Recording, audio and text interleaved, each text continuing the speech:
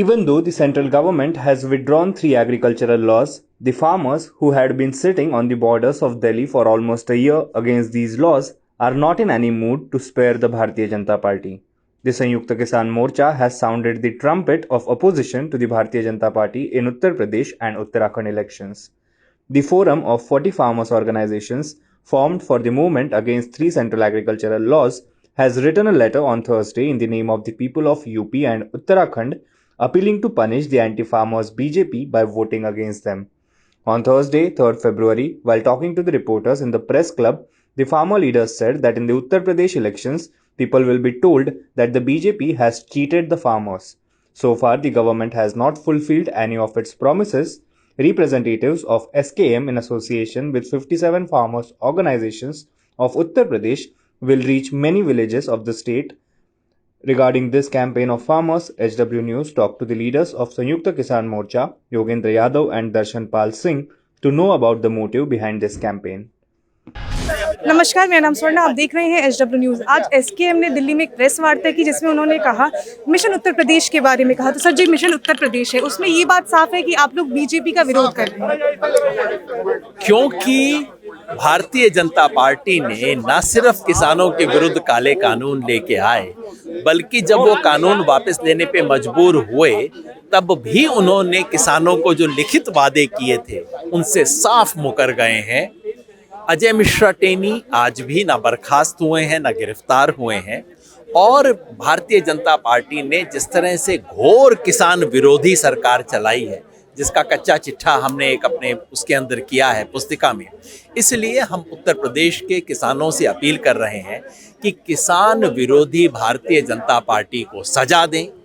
हम किसी के लिए वोट नहीं मांग रहे, बस भाजपा को सजा दें, सिर्फ ये अपील लेके हम उत्तर प्रदेश में जा रहे हैं।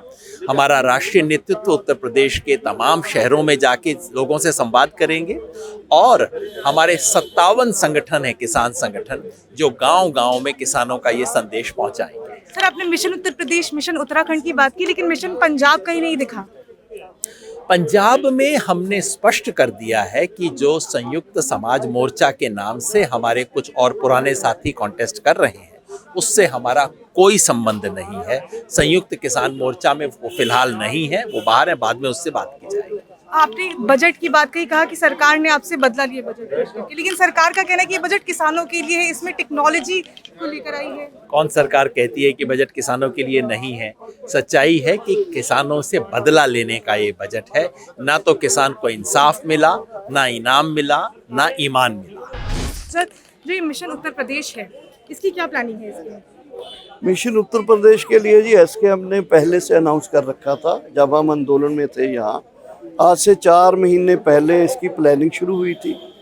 ये चलते चलते टाइम लेट हो गया, लेकिन ये ऑलरेडी यूपी को, इसलिए हमारा यूपी और उत्तराखंड टारगेट थे क्योंकि यहाँ बीजेपी विराजमान थी और आंदोलन के हमारे इश्यूज़ को वे मान नहीं रहे थे। जो माना भी उन्होंने 3 कानून वापस लिए, बाकी मुद्दों को बीच में छोड़ दिया।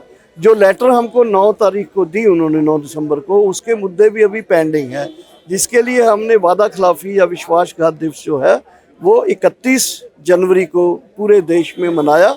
इनके पुतले जलाए गए, ज्ञापन दिए गए राष्ट्रपति जी को, और आज हमने ये तय किया है, प्रेस कॉन्फ्रेंस के जरिए अनाउंस किया है कि हम पूरे यूपी में पर्चा बांटेंगे। हमारे लोग मीटिंग्स करेंगे, प्रेस कॉन्फ्रेंसेस होंगी 9 जगह के ऊपर। जैसे जैसे फेजेस में इलेक्शन बढ़ता जाएगा उसी तरह उसी रीजन में प्रेस कॉन्फ्रेंसेस होती जाएंगी और इसको लेकर पूरे यूपी में हम बीजेपी को सजा देने का जो है वो ऐलान कर रहे हैं। एक बात साफ है, बीजेपी को सजा देनी है। तो मेरा सवाल ये है कि आप लोग ये हमेशा से कहें कि एसकेएम का समर्थन किसी के साथ नहीं रहा है, लेकिन बीजेपी का विरोध आप लोग कर रहे हैं, इससे कहीं ना कहीं विपक्षी पार्टी को तो समर्थन मिलेगा। उन किसी को समर्थन किसको होता है, ए को, बी को, सी को, ये हम नहीं जानते, लेकिन जिसने हमारा वादा खिलाफी की है उसको तो पनिश करना चाहिए। यही हमारा सेंट्रल स्लोगन है।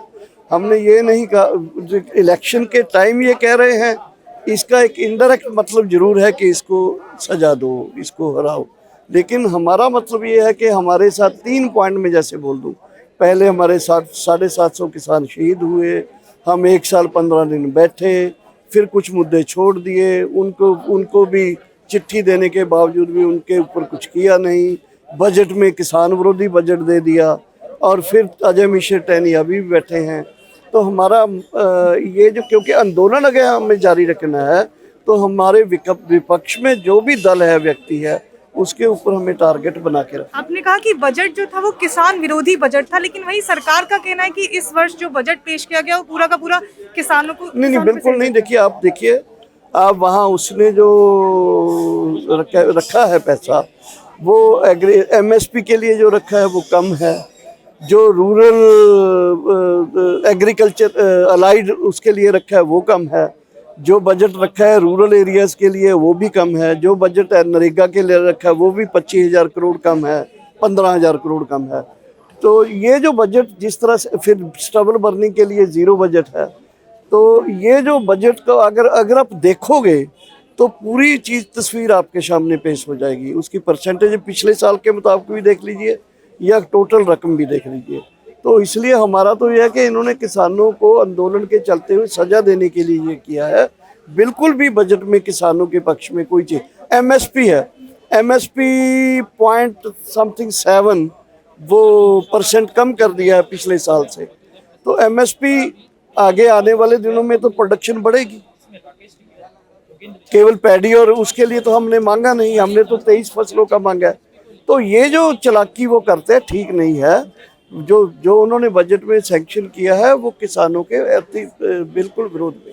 सर, मेरा बस आखिरी सवाल आपसे ये है कि 2 किसान नेताओं ने पंजाब में अपनी पार्टी बनाई है, उनका जो आइडियोलॉजी है वो किसानों को लेकर है, तो क्या उनकी जो आइडियोलॉजी है उसको समर्थन मिले? नहीं, उनकी आप कैसे जानते हो कि आइडियोलॉजी किसानों की? जिस तरह से वो कह रहे हैं।